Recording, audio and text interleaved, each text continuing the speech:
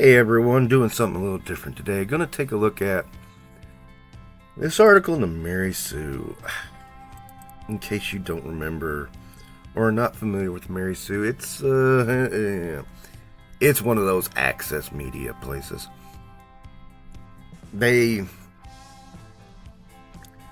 got their noses so far up the asses of every studio. I mean, it's turning 7 shades of brown. This is written by Rachel Leishman. You may remember her from a few years back with that god-awful interview with Leslie Headland. You know, the one where she asks, what's your villain's motivation? And Leslie sits there for 30 seconds. Yeah, it might be a minute. Did want to show you a little something on her profile, though. It says, yes, she knows she looks like Florence Pugh. No, you don't. Not a thing like Florence Pugh. Not at all. Get away from that shit. It starts right with the headline. Those dude bros mad at Starfleet Academy aren't actually Star Trek fans. Now, the very old tactic, and it works for some people. If you cannot counter what someone is saying, you diminish them so that they look bad. Hence, dude bros. So what is this article about? And before I get too far into it, and it's already been started, I know everybody's going to say, oh, it went all woke, and then somebody idiot's going to say, it was always woke, and okay, back it up. We got to recognize what we're seeing with Starfleet Academy isn't wokeness per se. It is corporate wokeness. Homogenized, sterilized, and sold back to you as a soulless copy.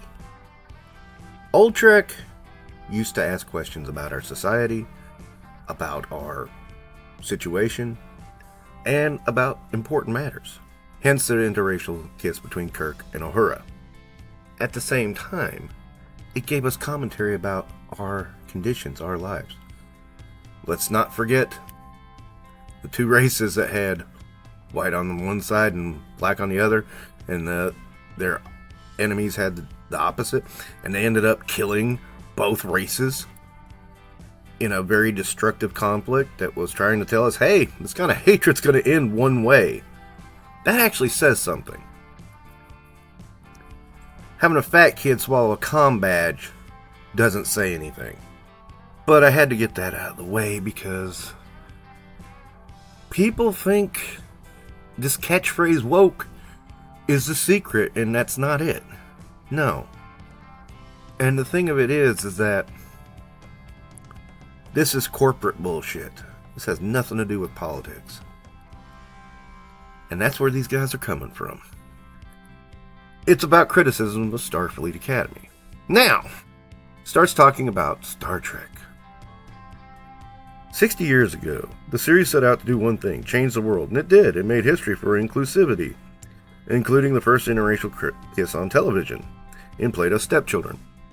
In actuality, the kiss was filmed, but it was never broadcast. A small known fact, but that is true.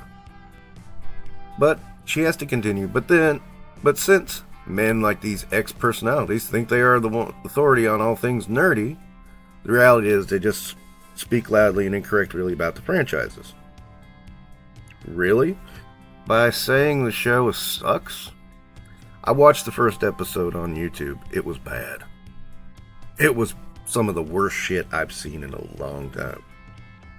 Look, and you can use all your money to buy every Star Trek toy out there. It doesn't mean you understand what the series is saying to you.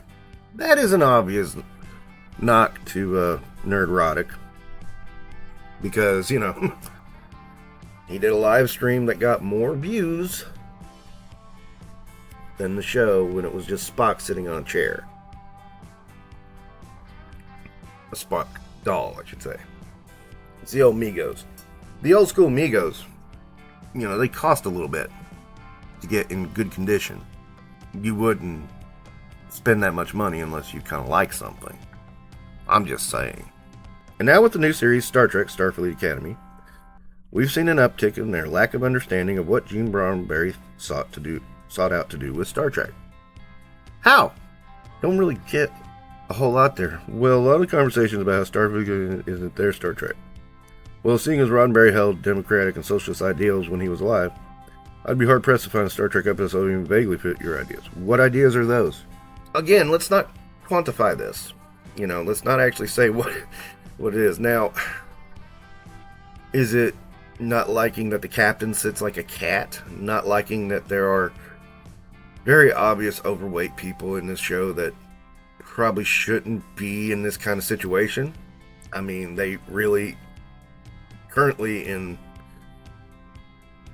a pseudo-military organization, they have these kids in the Chubby Brigade.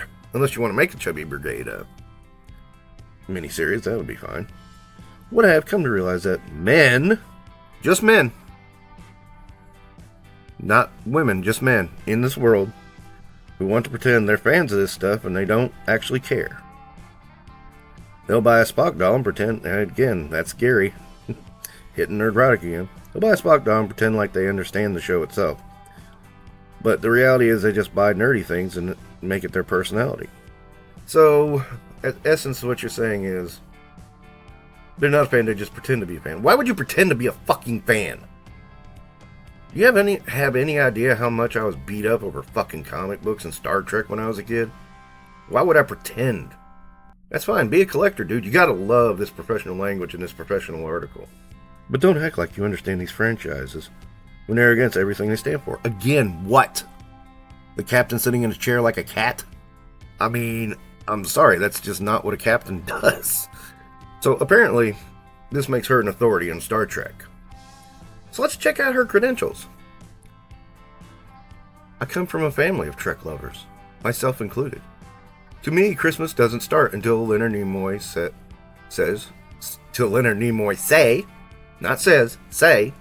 Shellcraft Enterprise, Spock here.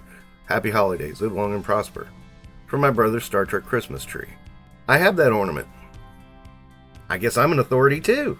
It has been a part of my life for as long as I can remember, which is probably why the whales, Gracie and George, are my favorite. She likes the whales! Okay. You just handed down the two easiest references to Star Trek ever. Quote something from Picard. What did Sulu do? What was Uhura's job? You mentioned her earlier, what was her job? I'm waiting. What was LaForge's job? What was Scotty's job? Yeah, they had jobs. And then she goes on to say that they mocked the views of the first episode because Neurotic live streamed the Spock figure sitting in a chair and got more. Yeah, exactly.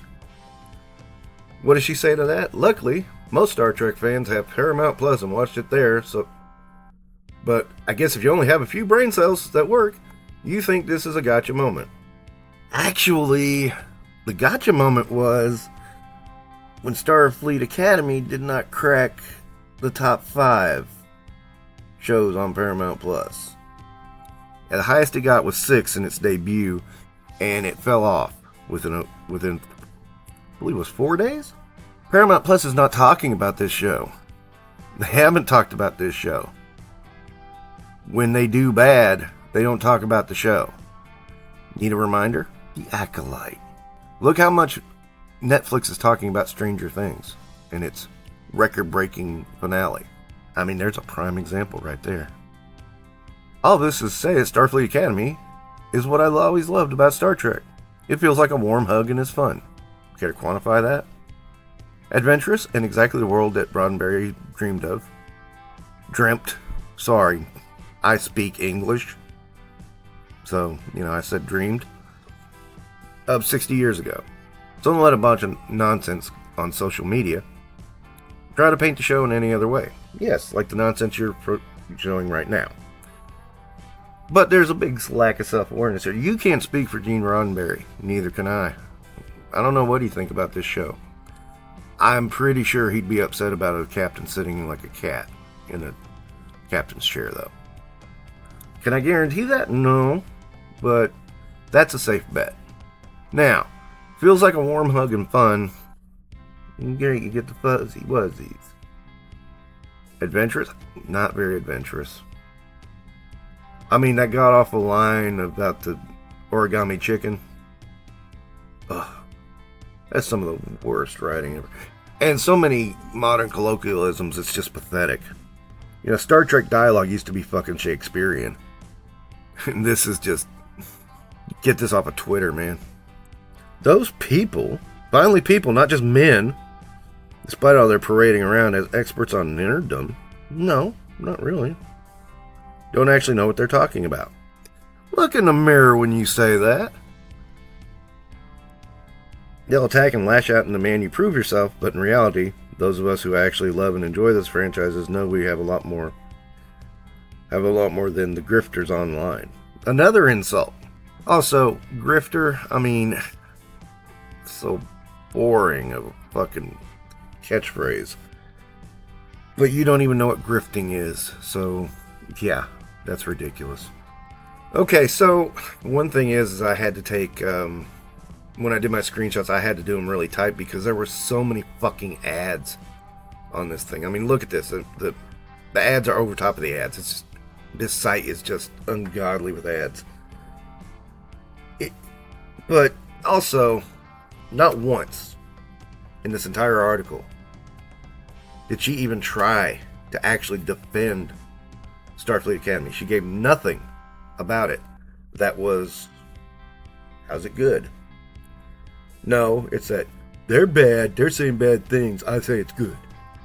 And that's it. Reason being is because these guys are access media. I challenge you to go on this site and find one article that they ever criticize a major studio. And the reason being is they get access. Because of that, they will talk good about the worst shit. The aforementioned Acolyte. Great show! No, it wasn't. It was horrible and nobody watched it. Starfleet Academy is horrible and nobody's watching it. I mean, just me talking about Holly Hunter playing the captain and sitting on the chair, captain's chair, like a cat. I have pictures. This is ridiculous. This is not captainly. This is not even remotely like a captain should sit. I know it's trying to be quirky, but it's not. It's actually insulting. What I'm trying to say is, this, along with other websites like it, only care about shoveling praise so that they get access. That's been the relationship for about 30 years. Maybe longer. Now some people think, oh, you just have to expect this. No, I don't have to expect this. I can expect better. Don't tell me you're a news organization if you're not going to tell the truth. It's that simple. But some people are going to buy into whatever they let someone else twist their mindset to. And because of that, you're going to continually get crap like Starfleet Academy until people finally say enough is enough and walk away. And then you're like, wait a minute. But access. Yeah, your access is going to be gone if the franchise is gone. And this might be the one that kills Star Trek. Could be wrong. This is bad. And I don't think it's going to recover. We'll see. But for now, that's really all I got. Thanks for watching. Don't forget liking and subscribing.